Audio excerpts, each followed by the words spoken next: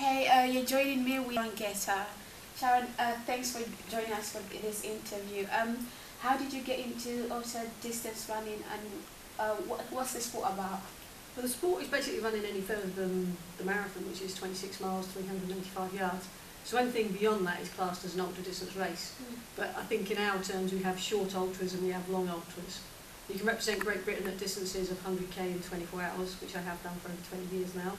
So in 100k, 62 miles, I can do that in about 8 hours, 12 minutes, which is about 8-minute miling. In 24 hours, I've run over 140 miles. But it can encompass anything you want to go up to. And I've been up to, a Land's End Johnny Road, broke the world record for that. And how did I get into it? It was pure chance. I started running many years ago, and I just needed another goal. So I did the marathon, and once I did that, I stopped running because I didn't have another goal. And then I found a local race which was 50 miles. I did it and I did it okay. And then there was a local race about 5 miles from me, 100 miles. So it was just about the challenge of, I love that feeling of running further than I'd ever run before. And so I did the 100 miles and I come fifth out of 500 and realised I weren't too bad at this stuff. Were you born and raised in Middlesbrough? No, I was born in Cambridge, raised in Cambridge for the first 25 years. Okay. And I moved here when I was 25 years old and I'm now 51, so yeah, I've been up here longer than I've been in Cambridge now, so yeah. But I moved up here, house prices and the hills. Cambridge is very flat, very busy, very congested. Yeah. And I love the hills, I love the open spaces, and living at Gisborough in North York Moors in my back garden, so that's my training every single day. So that's what inspired you to stay in Middlesbrough? That's it, yeah. How long have you been running, and what motivated you to become an athlete?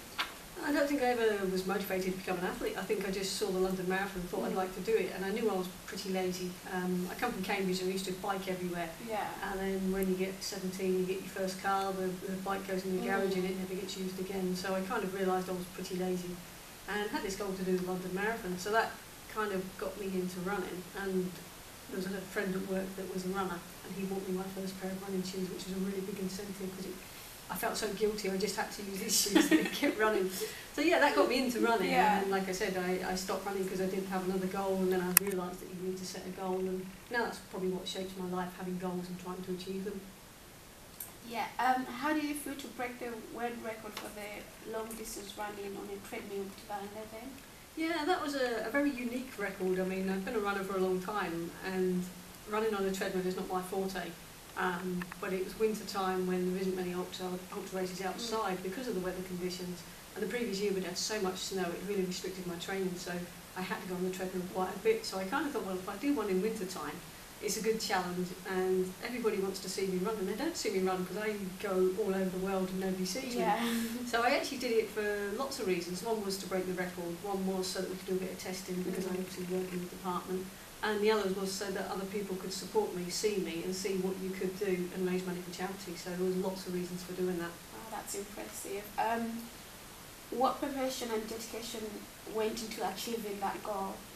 I think we knew about that a good year before, and really it took probably 15 years of being an international athlete to be in a position to be able to break it. You can't just say, okay, in a year's time I'm going to do it. You have to have a big background to be able to even put yourself in a position to break it.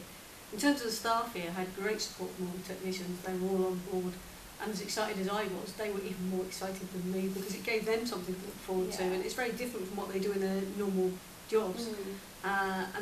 We wanted to do a lot of testing, so everybody got involved in the testing, and my fingers were worse than my toes by the end. I had my fingers stabbed 4 lots of blood every 3 hours, and they were sorer than my toes by the end of it. But yeah, incredible support, and we had lots of meetings over it. We had trial runs over it, so we used the treadmills an awful lot even before we actually did the record. So a lot of preparation.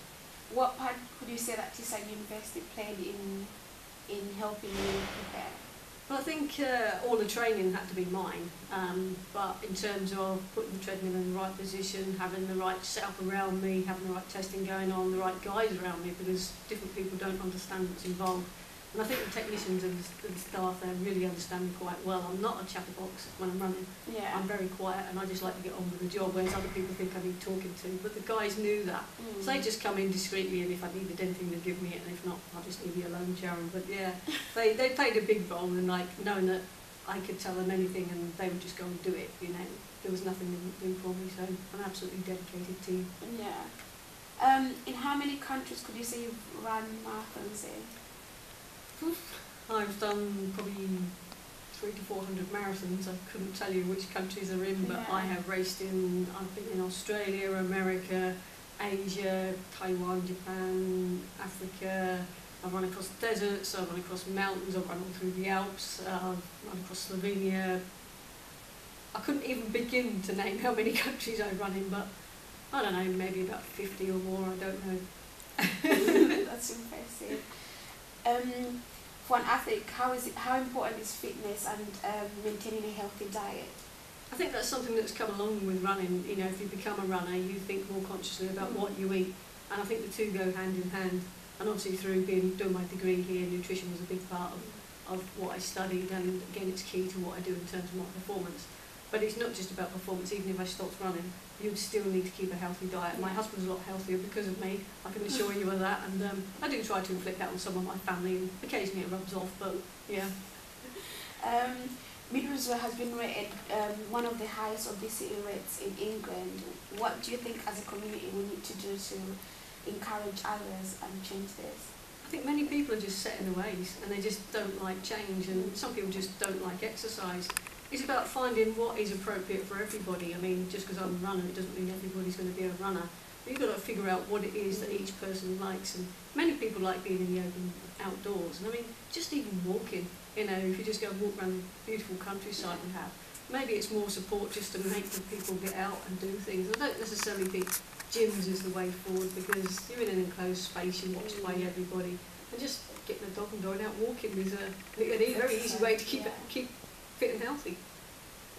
What advice would you give young people aspiring to get into any competitive sports in the future?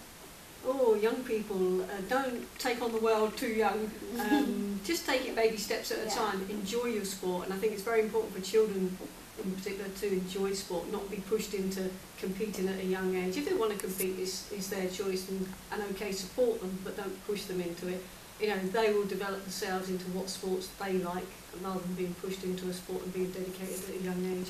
You know, okay, tennis players come through young, but I didn't start running until I was in my mid-20s, and I've still made it to the top. So, but the youngsters seem to burn out pretty quickly if they get pushed too young, too early. Yeah. Thank you so much for joining us for this interview. You're very welcome.